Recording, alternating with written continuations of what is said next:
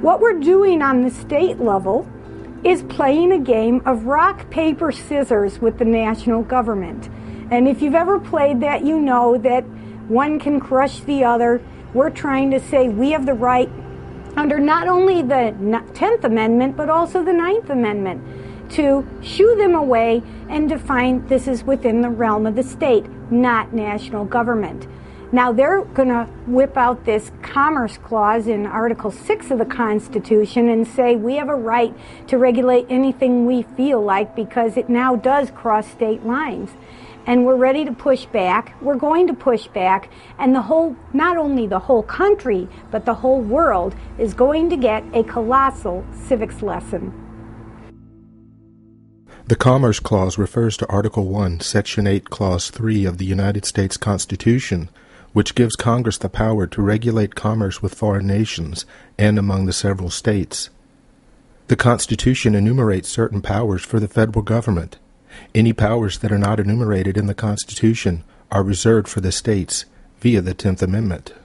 It is clear that the states have had enough, and they are rising up to fight back against federal tyranny. And no one can blame President Obama. We have only ourselves to blame because he's made it very clear, as has his Attorney General, the chief law enforcement officer in the country. They just want to do a few things with gun laws, like take them away in large measure.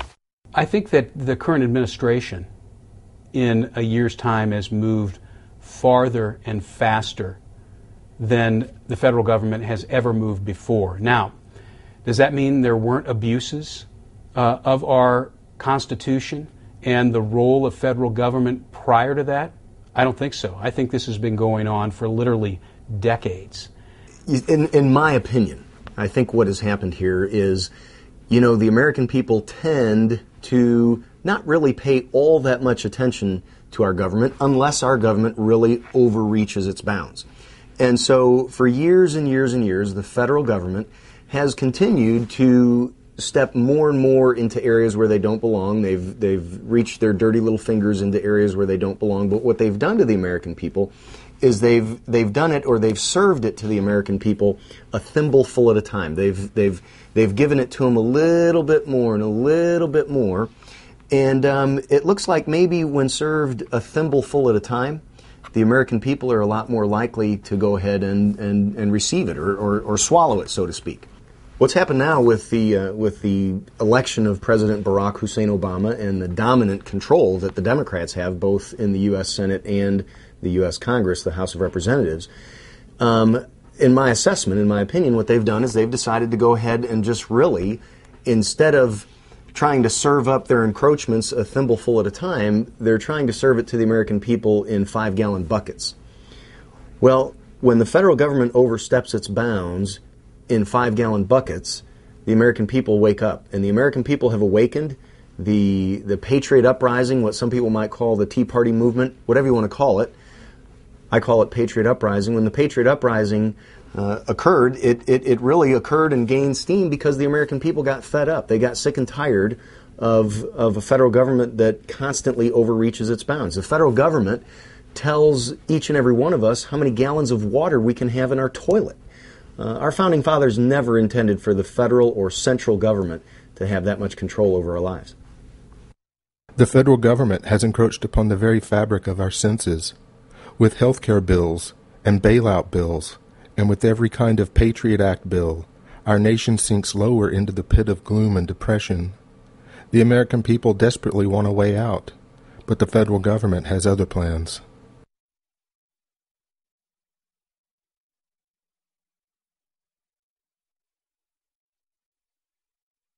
Paul, we've all learned our lesson.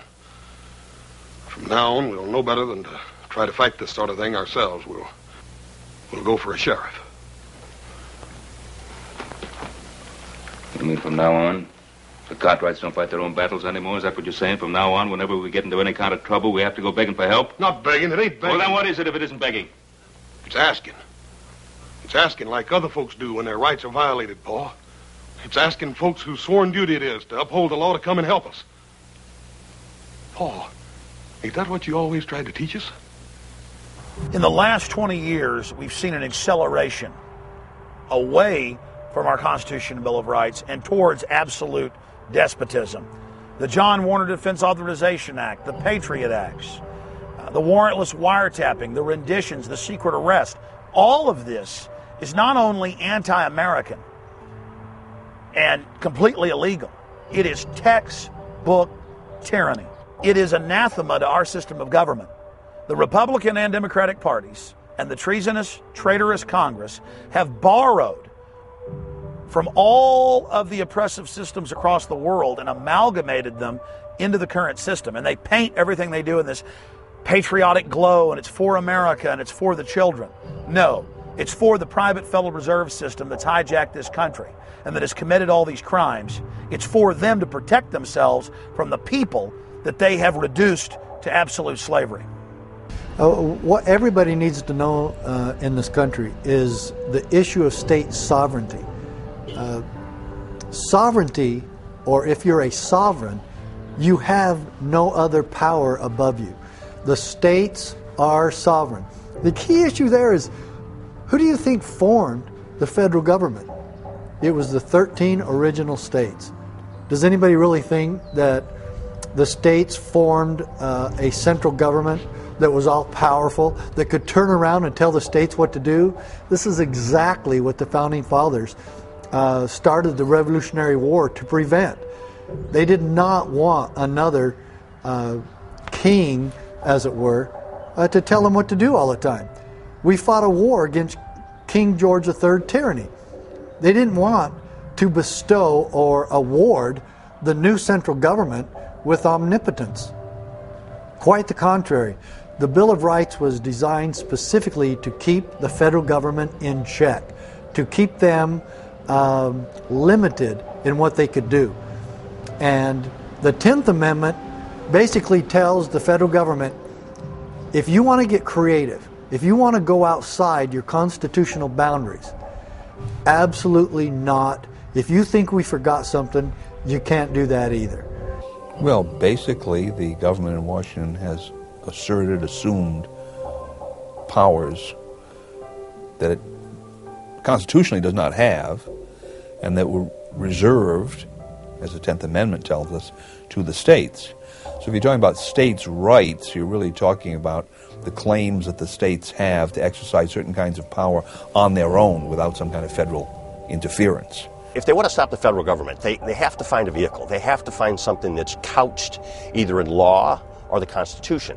And the 10th Amendment is very clear about the state's ability and states' rights and state sovereignty in stopping and curtailing the power of the federal government. So it is the tool, the legal and constitutional tool that is being used to stop the federal government. Well, a right is something that you have, again, inherently, something that is part of your nature, something that you own. A privilege is something that's given to you by someone or some entity that has authority over and above you, that has the ability to control you. Let me, just for the sake of the illustration, because I do like to pull up my handy-dandy Constitution, and I don't blame anybody. The enumeration in the Constitution of certain rights shall not be construed to deny or disparage others retained by the people. Checkmate. By the people. Number 2, the 10th Amendment clearly says that the states have the rights to pass laws so long as they don't conflict with anything already in the Constitution. There's not one word in the Constitution that says Congress can do health care. Rights and privileges are opposites. And assuming that that is true and that there aren't other options, either you need permission or you don't, then a number of other things are also true. One of the corollaries is that all of your rights derive from property. I pointed out that if I walk out of my house onto my land, I can walk back and forth on my land without asking for permission. Walking on my land is a right. Walking on my neighbor's land, on the other hand, is a privilege. And before I walk on my neighbor's land, I'm required to get permission. It's a privilege that can be revoked at a later time.